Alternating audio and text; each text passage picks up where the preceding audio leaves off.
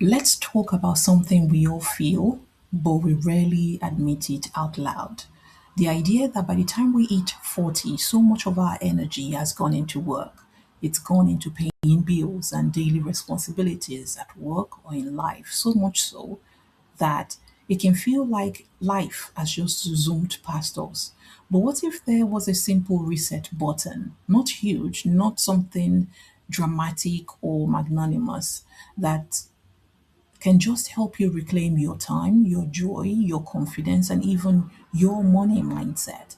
Today, I want to show you exactly that by talking about hobbies as life tools and how a real creator like Don't Be a Lemon turned honest curiosity about life, money, and habits into meaningful contents that shaped and helped to reshape her life. Now, hi, I'm Hannah. I work in HR and I spend way too much time observing people's working lives, but also how those who have retired are now finding it and sharing lessons that we can apply as women in our 40s to our own lives to have wholesome and more fulfilling life beyond work. Let's be honest for a moment. For most women over 40, life becomes a series of obligations. You just cannot get away from these things. There's responsibilities at work, family, there's chores, there are schedules, and then we repeat all these things.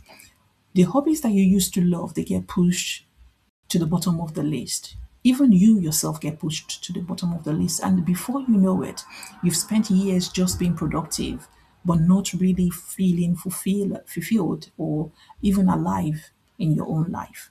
So maybe you catch yourself thinking, I'll just finish this deadline or I'll just meet that outcome. Once I pay off this bill, I'll be fine. Once I clear that credit card bill, it should be okay. When things calm down, I'll get other things done. You find that your plates are constantly filled and you're constantly spinning these plates around. But then one day you look around and you think, wait, where did life go? When did life get so dull? A lot of women are asking themselves that question, and that feeling matters a lot because it's not just business for the sake of busy. It's a disconnect from parts of you that used to spark joy, that you used to find joyful and happy and excited and girly and bubbly and all these wonderful feelings. The tricky part when you don't have hobbies or time for personal projects is that your brain literally stops getting rich input.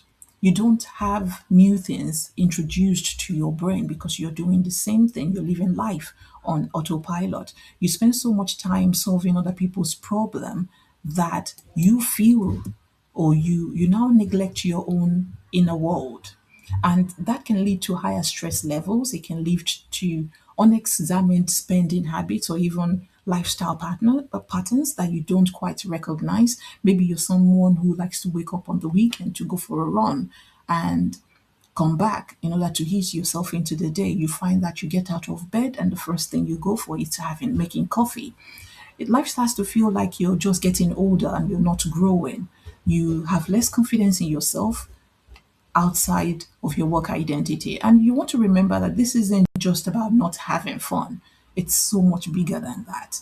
It's a void that needs to be filled. It's about how you feel inside your own skin every single day.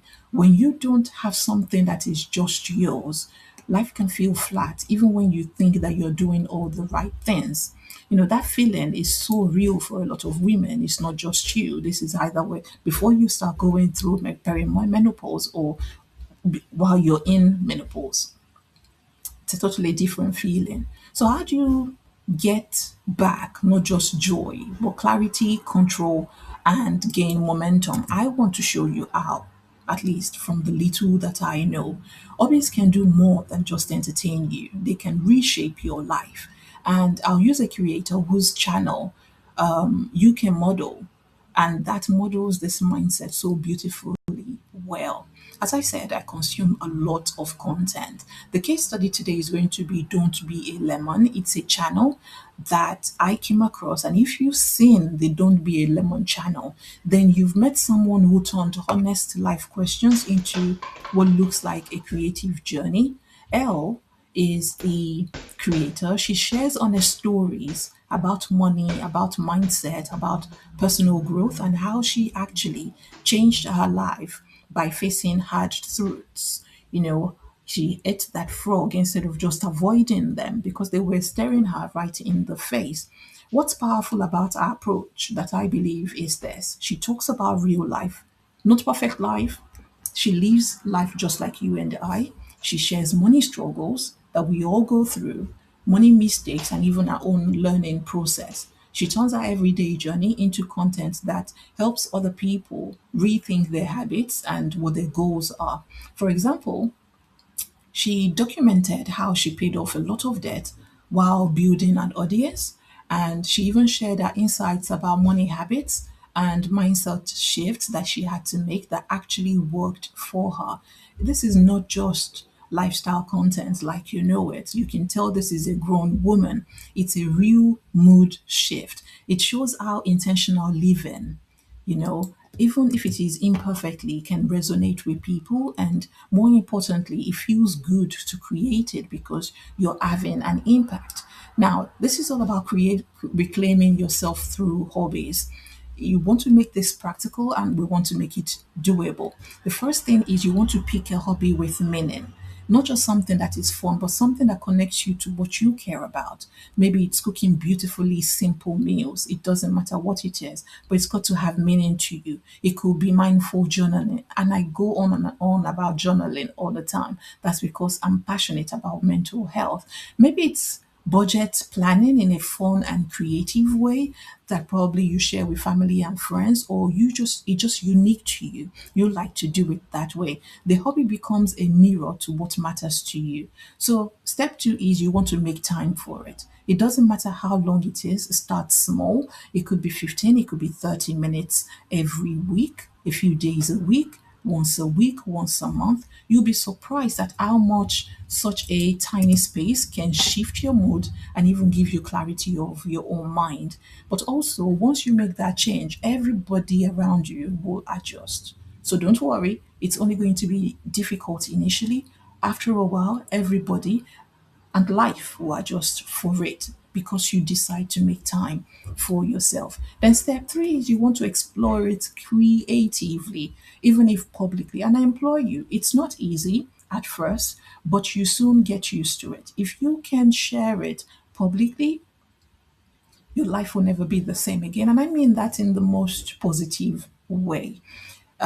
Here's where channels like Don't Be a Lemon comes in handy, and they're very motivating. You don't need perfect production. She simply sits in the living room, prop ups the camera, and she starts to talk. I don't think she uses a speech because it looks like she's just talking to a friend.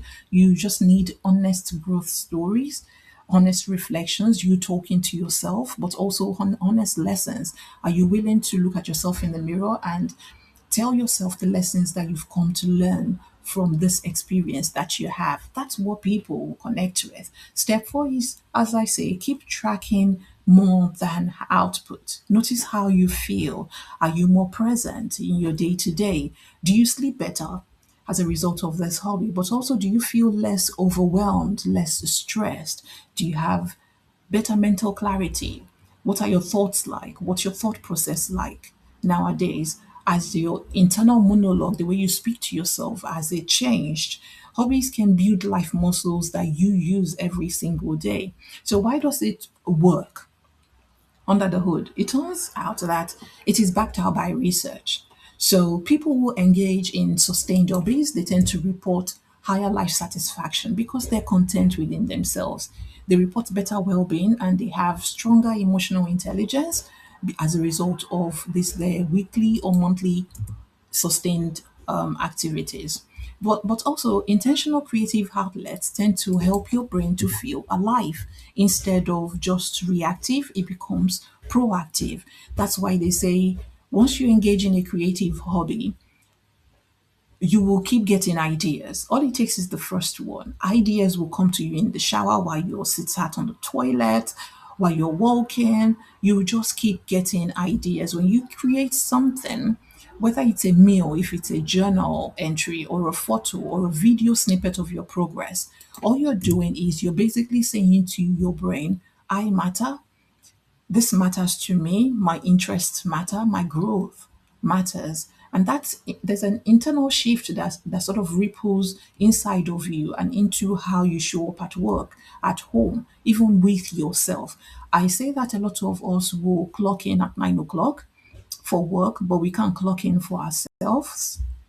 And it's just mind boggling to know that you will get to that place of work because they pay you, but you won't turn up for yourself to create space for yourself. So the big idea is that hobbies are not just free time fillers. They are a form of self renewal, self care, of identity reconstruction or construction, and also your own personal renewal contracts that you sign with yourself. So when you bring intention to them, whether privately or through sharing it on a platform like YouTube channel, you're unlocking pieces of yourself that have been dormant, that you've forgotten, that has been lost to work, and you're now re-energizing that. So what's one hobby that you've always wanted to try that you never made time for?